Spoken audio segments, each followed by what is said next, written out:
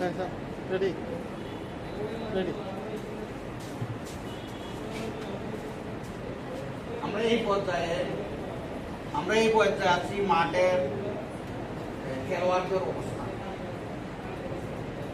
দুটা পক্ষের খেলোয়াড় অ্যাটাকার এবং ডিফেন্ডার।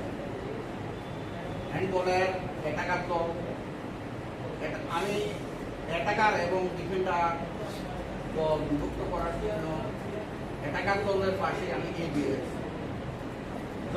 এই যে প্লেয়ারের সাথে কে আছে এগুলো হচ্ছে অ্যাটাকার, আর যাদের পাশে কোনো সিন্ধু দিক নাই ওটা হচ্ছে ডিফেন্ডার। এখন অ্যাটাকারের হাতে বল আছে, ওরা বল নিয়ে সামনে আগাচ্ছে। ডিফেন্ডার সবাই 9 মিটার দল, 9 মিটার লাইনে চলে যাচ্ছে। এরা গোল করার জন্য আগে যাচ্ছে। যখন অ্যাটাকার দল থেকে ডিফেন্ডার দলে বল পেয়ে যাবে তখন তারা আবার অ্যাটাকার হয়ে যাবে, অন্যরা ডিফেন্ডার হয়ে যাবে। তারা আবার বল নিয়ে ড্রিবলিং করি বা পরস্পরের মধ্যে বল বিনিময় করে তারা বিপক্ষ দলের গোল পোস্টের কাছাকাছি 9 মিটারে গিয়ে বল নিক্ষেপ করবে, তখন গোল হবে। একটা কথা মনে রাখবেন আপনারা, বল হ্যান্ডবল মাঠের খেলোয়াড় নয়।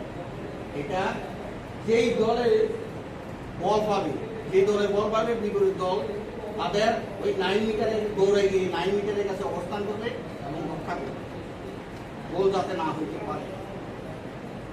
হ্যান্ডবল খেলায় 6 ধরনের থ্রু আছে। কত ধরনের থ্রু? 6 ধরনের থ্রু। কি কি বলেন আপনি বলেন?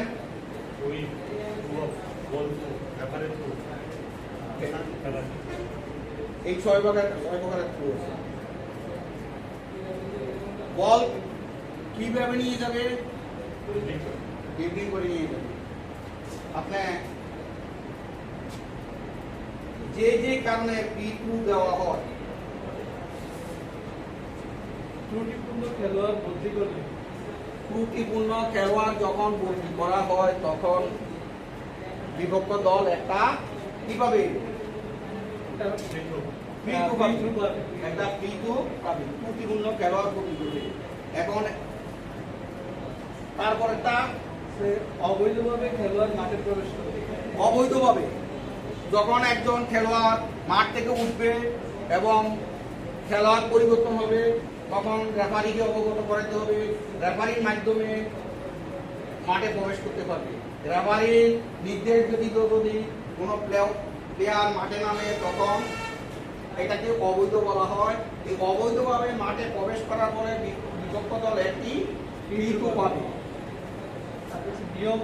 গোলরক্ষক নিয়ম ভঙ্গ করলে, গোলরক্ষক নিয়ম ভঙ্গ করলে, কোন নিয়ম যদি গোলরক্ষক ভঙ্গ করে তাহলে বিপক্ষ দল একটা ফ্রি থ্রো পাবে। হ্যাঁ, ফ্রি থ্রো পাবে। নিয়ম ভঙ্গ বলতে গোলরক্ষক কোন মাঠ খেলোয়াড়কে যাইয়া বিপক্ষ দলের একটা খেলোয়াড়কে যাইয়া আঘাত করলে বা তার থেকে বল কেড়ে নিয়ে আসলে তখন এটাকে নিয়ম ভঙ্গ বলা হয়। এই জন্য বিপক্ষ দল একটা P2 পাবে। মাঠে খেলোয়াড় গোল সীমানা আইন ভঙ্গ করলে, মাঠ খেলোয়াড় গোল সীমানার আইন ভঙ্গ করবে। আবার বলো, মাঠ খেলোয়াড় গোল সীমানা আইন ভঙ্গ করলে, মাঠ খেলোয়াড় গোল সীমানার আইন ভঙ্গ করলে, মাঠ খেলোয়াড় যদি গোল সীমানার ভিতরে প্রবেশ করে বল মারে তখন রেফারি বাঁশি বাজাবে এবং একটা P2 দেওয়া হবে। বিপক্ষ দলকে একটা P2 দেওয়া হবে। হ্যাঁ, ইচ্ছাকৃতভাবে 500 বা আউটার গোল লাইন অতিক্রম করে বল খেলবে। ইচ্ছাকৃতভাবে 500 রেখা অথবা গোল লাইনের বাইরে যাইয়া কোনো বল মারলে বিপক্ষ দল একটা P2 পাবে।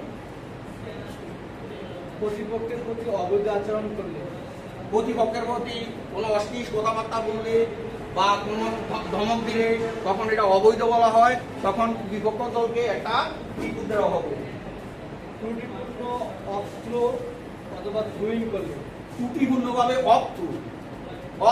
অস্ত্র বলতে খেলা যখন আরম্ভ হয় তখন এটাকে থ্রু অফ বলা হয়। খেলা যখন আরম্ভ হয় তখন এটা কি বলা হয়? Through of. হাফ এন্ডারের পরে খেলা যখন আরম্ভ হবে এটাকে থ্রু অফ বলা হয়। যতবার গোল হবে ততবার বিপক্ষ দলে একটা থ্রু অফ পাবে। এই থ্রু অফটা নিজের নিজের অংশ থেকে করতে হবে, মধ্যরেখার নিজের সাইড থেকে থ্রু অফ করতে হবে। নিজের সাইড এর পরিবর্তে সামনে গিয়ে যদি করে বিপরীত অংশে অন্য পক্ষের অংশে দিয়ে যখন করে তখন এটাকে বলা হয় ত্রুটিপূর্ণ থ্রু অফ। বলে নিজের অংশ থেকে করতে হবে, নিজেদের অংশ থেকে থ্রু অফ করতে হবে। মারামারি করবে, কোনো কিছু নিয়ে বাড়াবাড়ি করলে, তর্ক বিতর্ক করলে বিপক্ষ দলকে একটা থ্রু অফ দেওয়া হবে। আবার আসেন পেনাল্টি থ্রু। কি কি কারণে পেনাল্টি থ্রু দেওয়া হয়? মাঠের যে কোনো স্থানে একজন খেলোয়াড় অবৈধভাবে আক্রমণকারী একটি নিশ্চিত গোলের সম্ভাবনাকে নষ্ট করে দিল। মাঠের বাইরে একটা নিশ্চিত গোল হবে, নিশ্চিত গোল হবে, কিন্তু তাকে জায়গায় ধাক্কা দিয়ে ফেলে দিচ্ছে বা ল্যাং মারছে বা হাতে নাকে ধরে ফেলছে, তখন বিপক্ষ দলকে একটা পেনাল্টি থ্রু দেওয়া হবে। এটা নিশ্চিত গোল হচ্ছে, সে ধাক্কা দেওয়ার কারণে হয়নি, এই জন্য একটা পেনাল্টি থ্রু হবে। গোলরক্ষক মাঠ থেকে বল নিয়ে গোল সীমানায় প্রবেশ করেছে। গোলরক্ষক মাঠ থেকে, গোলরক্ষকের একটা সীমানা আছে, যে 6 মিটারের বাইরে গিয়ে বল ধরে আবার 6 মিটারের ভিতরে চলে গেছে, তখন রেফারি বাঁশি দিবে, একটা পেনাল্টি থ্রু দিয়ে দিবে।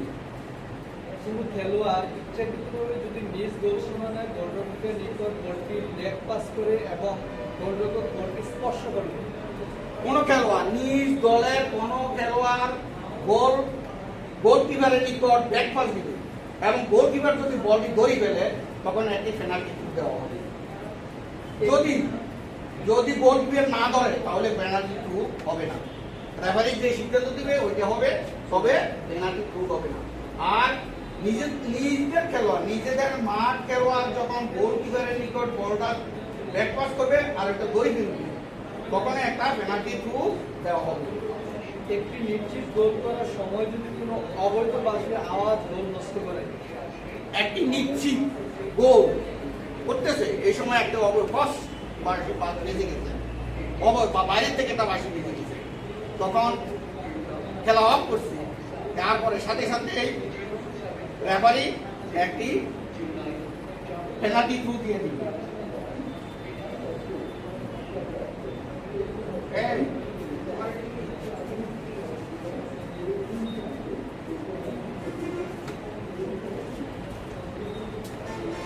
কয়টা বাজে?